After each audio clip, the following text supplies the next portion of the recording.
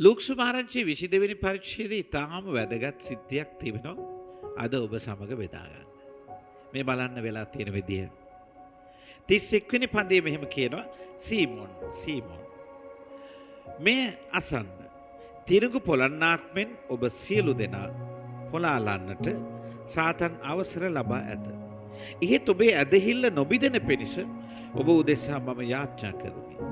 ඔබ යලිත් හැරුණු පසු ඔබේ සහෝදරයන් ධෛර්යවත් කරන්නයි වදාළසේක. ඔහු උත්තර දෙමින් ස්වාමිනී ඔබ හා සමග හිරේ යාමට හා මරණයට වුවද මම සූදානම්ව සිටිමි උන්වහන්සේට කීවා.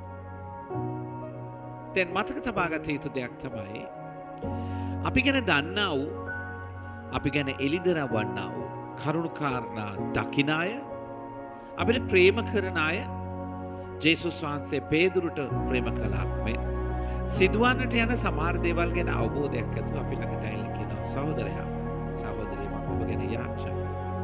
මං දුටුවා යම් කරුණු වගේක් ඔබගේ ජීවිතේ ඉදිරියේ එන්න යනවා කියලා. ඒ නිසා මම ඔබට යන්න. ඇත්තද මට කිව්වේ නෑනේ.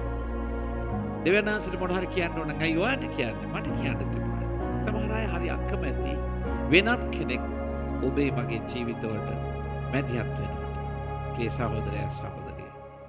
අපි හිතනවට වඩා අපේ ජීවිතයේ කරුණු කාරණා අපිට තේරෙන්නේ නැහැ.